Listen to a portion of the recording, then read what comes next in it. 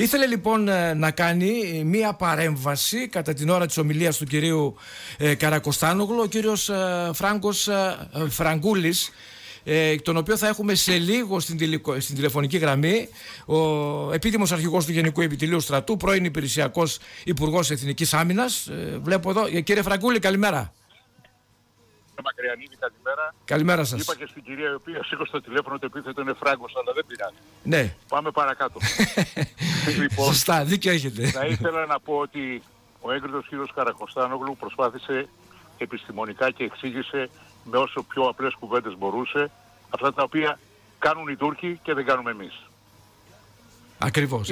Εμείς συγγνώμη στρατηγέ, εμείς τι κάνουμε? Εμείς στρώνουμε κόκκινο χαλί στον Ερντογάν, στρώνουμε κόκκινο χαλί στην Άγκυρα και είναι αυτό που λέει ο ελληνικός λαός, αυτοί με το χαλί τους και εμείς με το χάλι μας τελικά. Πέρα από το χαλί και το χαλί του κυρίου Ερντογάν, που δεν είναι μαγικό αλλά είναι μια απάτη, εγώ θα ήθελα να πω ότι από το 1995 τον Ιούνιο, όταν αποτολμήσαμε και υπογράψαμε το Διεθνές Δίκαιο της Θάλασσας, το ONCLOS, ξεχάσαμε να δούμε ότι οι κύριοι Τούρκοι μας κήρυξαν πόλεμο.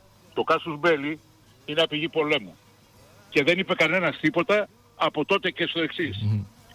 Ήρθαν τα ήμια, ήρθαν προχθές στις Κάσου τα κατορθώματα των Τούρκων και εδώ πέρα κοφεύουμε.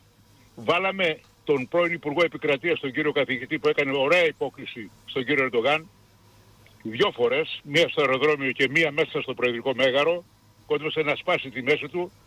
Ο υποτιθέμενος Υπουργός Εξωτερικών, θα τα πω τα πράγματα με το όνομά τους και ας μας κλείσουν. Να τα πείτε, λοιπόν, βεβαίως. Και αφού λοιπόν αυτός ως Υπουργός Επικρατείας το 20 είπε ότι η κόκκινη γραμμή είναι τα 6 ναυτικά μίλια, τι περιμέναμε στη δεύτερη τετραετία του κυρίου Πρωθυπουργού, όταν άλλαξε τον κύριο Δέδια που μέσα στην Άγκυρα έβαλε τον κύριο Τσαούσογλου στη θέση του και τα είπε ανοιχτά και όμορφα για πρώτη φορά και υποχρέωσε ουσιαστικά τον κύριο Μητσοτάκη, τον κύριο Πρωθυπουργό μας, να πάει στην Ουάσιγκτον και να πει αλήθειες εκεί στο Κογκρέσο. Έκτοτε με τη δεύτερη τετραετία δεν ξέρω τι μεσολάβησε, ποια συμφέροντα ήταν αυτά. Ήταν η προεκλογική εκστρατεία του κύριου Μπάιντεν, ο οποίος ήθελε τους χορηγούς από τις μεγάλες κατασκευαστικές εταιρείες των οπλάδων να δώσουμε το OK στην Τουρκία. Ήθελε να έχει ήσυχο ύπνο και να μπορεί να απολαμβάνουν και οι 300, γιατί ουδής αντέδρασε και τα γεγονότα της Κάσου, όχι μόνο η κυβέρνηση, αλλά ούτε και η αντιπολίτευση.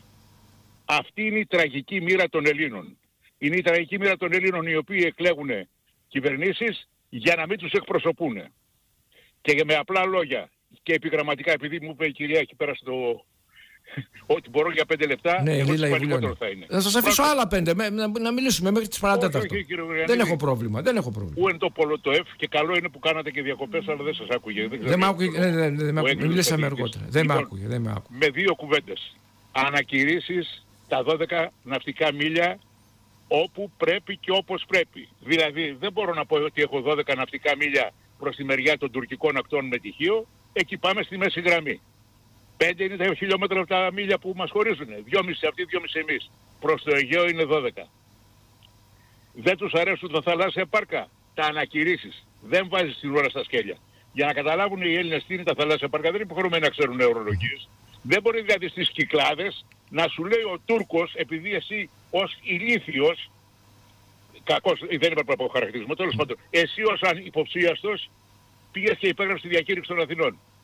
Και τι την υπέγραψε? Για να ζητάς άδεια από τον κύριο Ερντογάν ή τον κύριο Φιντάν που θα πάει να παρακαθίσει, παρακαλώ, στην Ευρωπαϊκή Ένωση να συζητήσουν για το Κυπριακό. Ποιος? Ο Τούρκος Υπουργός Εξωτερικών, ο οποίος δεν αναγνωρίζει την Κυπριακή Δημοκρατία. Συγγνώμη, η λέξη ανυποψίαστος στη διπλωματία δεν πρέπει να υπάρχει.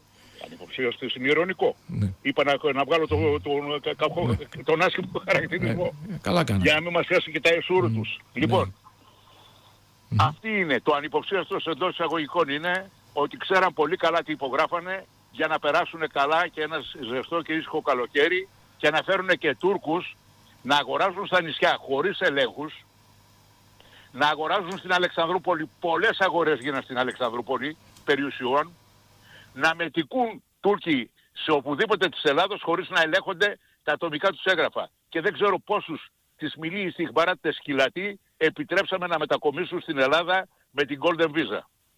Λοιπόν, είναι η Εθνική Υπηρεσία Πληροφοριών της Τουρκίας, για να μην βάζουμε τουρκικές όρους, να ξέρουν και οι ακροατές τι ακούνε. Λοιπόν, αφού ανακηρύξεις τα χωρικά σου ύδατα, που δεν μπορεί κανένας, είναι μονομερές δικαίωμα, δεν ρωτάς καθέναν, όπως και η ανακήρυξη της αποκλειστικής οικονομικής ζώνης. Ο μακάριστος Τάσος Παπαδόπουλος, ο πρόεδρος της Κύπρου, που είπε δεν θα παραδώσω, πήρα κράτος να παραδώσω κοινότητα, εκλιπαρούσε να συνυπογράψουμε μαζί τον καθορισμό της αποκλειστικής οικονομικής ζώνης. Και ορθά λοιπόν οι Αιγύπτιοι μας βάλαν το μαχαίρι στο λαιμό, τα είπε ο κ. Καρακοστάνογλου, και υπογράψαμε το 60-40. 60 αυτοί, 40 εμείς. Και όχι μόνο αυτό, ανεχθήκαμε να υποβληθεί το τουρκο-λιβικό μνημόνιο και δεν υποβάλλουμε εμείς την ανακήρυξη της αποκλειστικής οικονομικής ζώνης, που κανένας δεν μπορεί να σου πει τι έγινε, κανένας πόλεμος δεν έγινε, ούτε για χωρικά ύδατα, το είπε, 148 χώρες. Η μόνη που δεν ανακηρύσει είναι η Ελλάδα. Είναι η Ελλάδα. Πόσο περήφανος λοιπόν να είναι ο ελληνικός λαός, πόσο περήφανο να είναι τα στρατευμένα μας παιδιά, τα οποία είναι και όλοι οι άλλοι οι οποίοι αγωνίζονται για αυτή την πατρίδα. Διότι αυτά τα στρατευμένα παιδιά τα έστειλαν ελληνικές οικογένειες. Δεν τα έστειλα εγώ. Όλοι οι Έλληνες λοιπόν είναι σε αυτό που λέμε. Για του Χριστού την πίστη, την Αγία και της πατρίδος την ελευθερία. Έτσι ξεκινήσαμε το 21 με τον Κολοκοτρώνη. Τα ξεχάσαμε. Και έτσι πρέπει να συνεχίσουμε. Τούρκικα θα μιλάγαμε ακόμα. Ναι. Αν δεν υπήρχαν αυτοί οι Άγιοι Πατέρες. Τα βάζω όλα στο τραπέζι για να καταλάβει αυτή η κυβέρνηση, αλλά και οι άλλοι 300, οι οποίοι με το οποίο μόνο που ασχολούνται είναι αν θα είναι σε δολάρια αυτή η λίστα γάμου ή σε euro, και αν η πισίνα είναι χαμπούζα ή είναι πισίνα, και αν θα πρέπει να είναι ή να μην είναι. Λοιπόν, να σοβαρευτούν και οι 300, να μάθουν εκ τα καθήκοντά τους, να διαβάσουν το Σύνταγμα και να αποφασίσουν ως Έλληνες. Εάν δεν μπορούν να παραιτηθούν και 300. Αυτά στα λέει ένας άνθρωπος ο οποίος στο κάτω-κάτω μπορεί να μιλήσει με την ιδιότητα την οποία είχε. Και θα πούνε βέβαια και κάποιοι γιατί δεν τα έλεγε όταν ήτανε. Λοιπόν, όταν ήτανε έκανε δουλειά.